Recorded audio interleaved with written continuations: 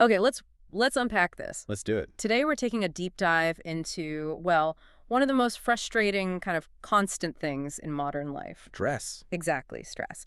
We've been sitting with this really fascinating guidebook, A Stress-Free Life, The Totality of Possibilities. Mm, And our mission today is, well, it's simple, but it's also pretty revolutionary. it is. To find the root cause of stress and really to eliminate it by digging into these self-limiting beliefs we all seem to carry around. That's the ultimate goal. Right. And the author's premise is it's immediately provocative. It really is. We're told we need to stop thinking of stress as just this reaction to external events Right. and start seeing it as an internal mechanism. Hmm. The guidebook defines stress very, very specifically. It's a fear reaction to life, A fear and reaction. especially a fear of life's one constant, which is, of course, change. And I think that's where the friction starts for most of us. We feel stressed because there's a deadline or we're stuck in traffic. Or the economy is unstable. Exactly. If I say I'm stressed, what I mean is my plate is just too full.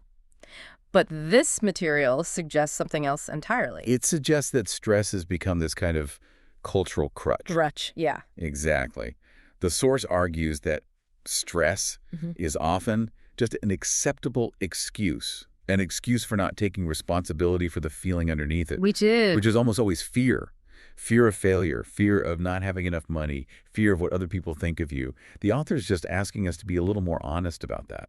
So for you listening right now, if you're feeling that familiar pressure, that tightness in your chest, the first step is to just shift the language. Right. Instead of saying, I am so stressed, you stop and you ask yourself, what exactly am I afraid of right now? And it just clarifies the problem immediately, doesn't it? It does. Because when you run down that list, work, money, family, health, you realize the goal isn't just better time management. No. The goal is to eliminate that core fear. So you can move through all the challenges, all the changes, and still feel, internally safe. So if the end goal is to be a peaceful, relaxed person who is neither frightened nor stressed, we have to find out where this fear is even manufactured. Yes. And this is where the source takes a really psychological turn. It makes a very, very bold assertion about the foundation of our entire adult belief system. Which is? It posits that most of our core beliefs about life, and specifically about what we're capable of, are formed by the time we're 5 years old. 5 years old. That's incredible. It is. We spend the next 70 years trying to figure ourselves out, but according to this, the blueprint was drawn before we even lost our first tooth. You might tweak it a little in your teens, add an extension in college. Sure. But the foundation itself, the limitations, they remain pretty much fixed. It's a powerful insight. Think about it. If you take a belief that's restricting you right now, say, I'm bad with money, or I could never do public speaking, Right.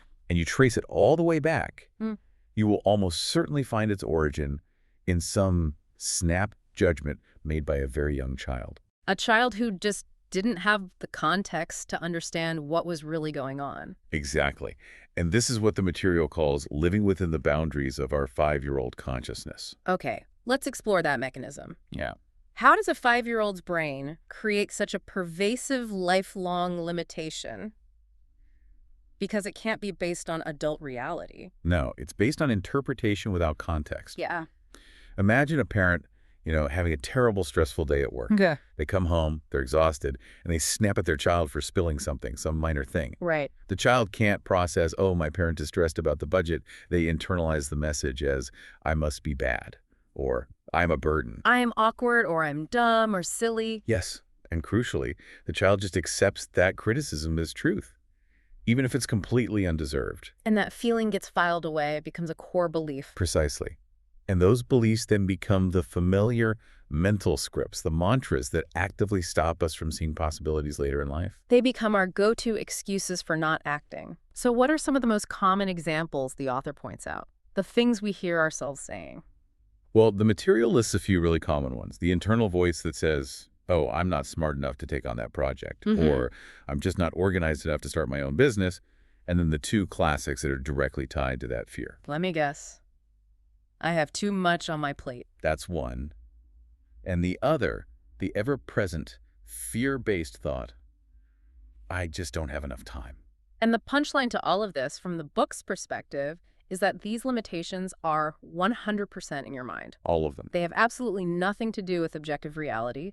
They're just mental constructs we inherited from a time when our brains couldn't process complex situations. It's a pretty profound realization, actually, that the constraints you feel today often belong to a person, your 5-year-old self, who, I mean, doesn't even exist anymore. And who certainly wasn't equipped to make lifelong philosophical judgments. Right. So the freedom comes from seeing that you have a choice. You can stay restricted by that early consciousness, or you can choose to move beyond it. Okay, so if the limiting thoughts are the chains, what does the guidebook offer as the key? This must be where the totality of possibilities comes into it. Yes. It's a phrase the author learned from an early teacher, and it's meant to be a sort of mental taking off place to escape those early boundaries. The totality of possibilities isn't just, simple optimism.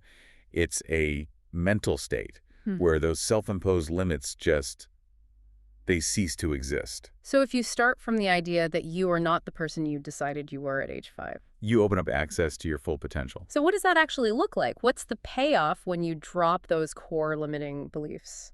When you consciously discard that fear-based story, the one that says you're not good enough or not capable, your reality literally shifts. Okay. You discover fundamentally that you are in fact good enough. You realize you have access to this remarkable creative capacity. You find you can actually handle what's on your plate. Yes.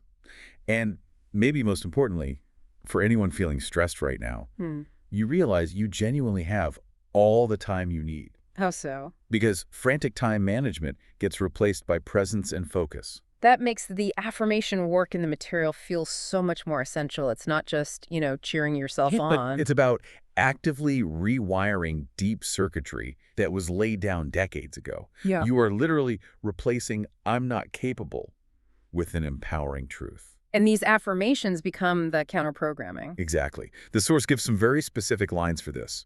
The ones we should be internalizing immediately are, "I become more confident and proficient every day," and There are no limits to my abilities. that's one. What's so fascinating is how specific these self-imposed borders can be. It's not just general self-doubt. No, not at all. Material points out that people limit themselves based on these big societal categories they've internalized. Things like, because I'm a woman, I can't do this technical job, or because I'm a man, I can't express vulnerability. They feel so rational in the moment, but they're just learned mental constructs. They're just boundaries we drew around ourselves based on external fear or judgment, not on any inherent lack of ability.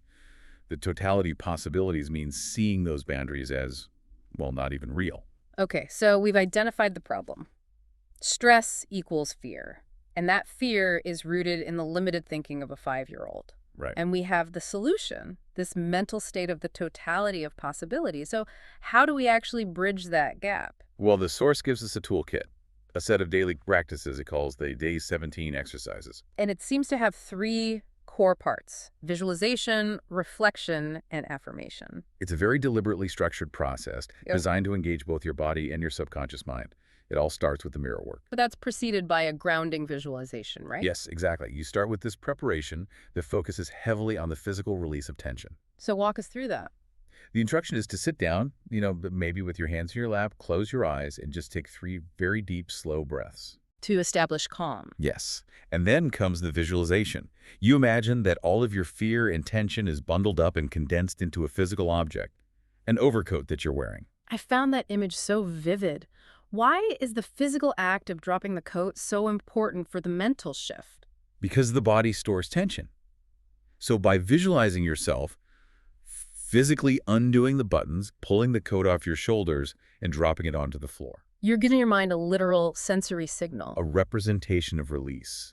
You're signaling to your nervous system that it is safe to let go of that heavy, fearful garment. And once that relaxation settles in, then you move to the mirror, which is a very direct, powerful form of that counter-programming we mentioned. It is. You look yourself deep in the eyes. That direct gaze can bypass some of the mind's usual filters, and you repeat these specific affirmations. What are they? The focus is on immediate release.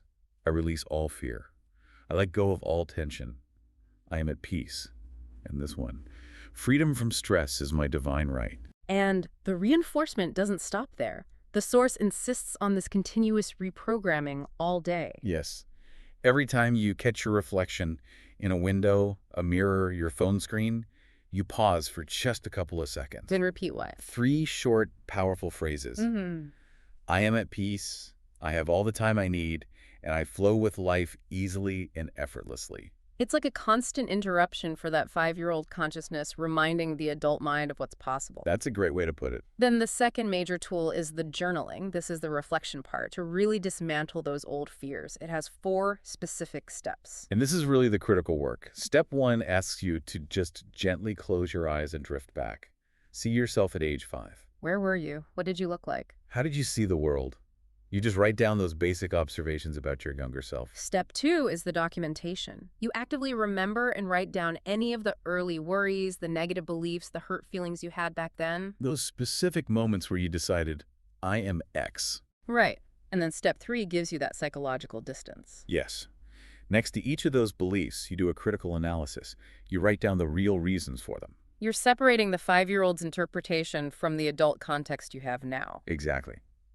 You might realize that feeling awkward wasn't because you were inherently awkward. It was because maybe your primary caregiver was overworked and constantly stressed, which made you feel like a nuisance. That separation is huge. You realize the story you've been living by was just a misinterpretation of someone else's stress. It was never a fundamental truth about you. That's the breakthrough. And the final step just links it all back to today. You list your current stressors. And then you ask the big question. The crucial question.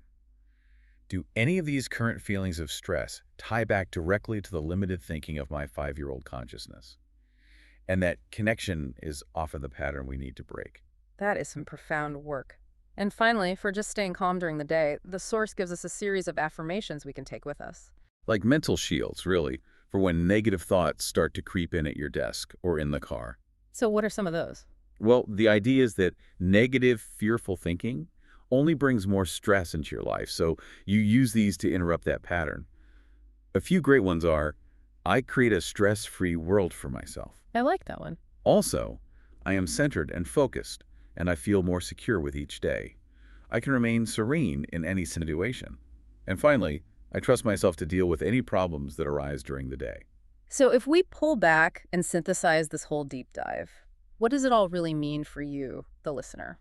I think it means that the power to eliminate stress is truly internal. The core mechanism is stopping that negative, fearful thinking, which we now know is often just a decades-old echo of a simple misunderstanding. We have to move beyond the limitations we internalized when we were too young to know any better.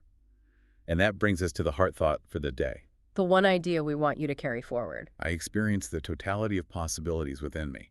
Which means going beyond all those perceived limits, dropping the anxiety that says it can't be done or I don't have enough time. Exactly. And as we close, there is one last and I think truly provocative thought from this material that we want to leave with you. It's a challenging one. The author suggests that people often cling to their limitations and restrictions because, on some deep subconscious level, they are important to you. And that statement really requires some serious contemplation. If these limitations, which cause you so much stress, which stop you from expressing your true self if they're important, It raises a huge question. Why? What deeper belief or protective mechanism is that limitation serving for you? what is the secret internal benefit your mind gets from holding on to that fear? And what would it truly mean to finally let it go? We encourage you to explore what that internal importance really signifies.